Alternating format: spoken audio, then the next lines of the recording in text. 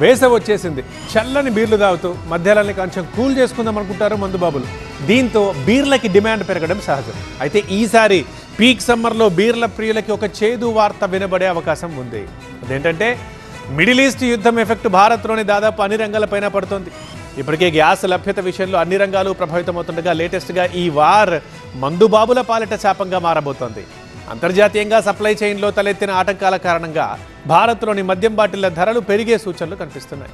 ఇదే జరిగితే ఆ పెంపు భారం మద్యం ప్రియుల జేబుల్ని గుల్ల చేయడం ఖాయం. దీంతో ఈ ఎండాకాలంలో చల్లగా చిల్లవుదామనుకునే మందుబాబుల మాడు పగలగొట్టేలా కనిపిస్తోంది సీజన్.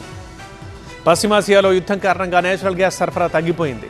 బీరు సీసాలు తయారు చేసే గ్లాస్ ఫ్యాక్టరీలు ఎక్కువగా గ్యాస్పై ఆధారపడతాయి. గ్యాస్ కొరత కారణంగా ఈ కంపెనీలు ప్రొడక్షన్ని తగ్గించడం లేదా తాత్కాలికంగా ఆపేయడం చేస్తున్నారు. ఫలితంగా ఖాళీ సీసాల ధరలు కూడా పెరిగి కంపెనీలపై అదనపు భారం పడుతోంది. దీంతో తయారీ సంస్థలు ఇప్పటికే ప్రభుత్వాన్ని సంప్రదించి 12 నుంచి 15% వరకు ధరలు పెంచాలని కోరాయి. ధరల పెంపుపై నిర్ణయం తీసుకునే ముందు ప్రభుత్వం జ్యుడిషియల్ కమిటీని నియమించింది. రిటైర్డ్ జడ్జి నేతృత్వంలో ఈ కమిటీ పరిస్థితుల్ని సమగ్రంగా విశ్లేషిస్తోంది. కమిటీ నివేదిక ఆధారంగా మే నెలలో కొత్త ధరలు ప్రకటించే అవకాశం ఉంది. అవి పెరిగే అవకాశం చాలా ఎక్కువగా ఉంది.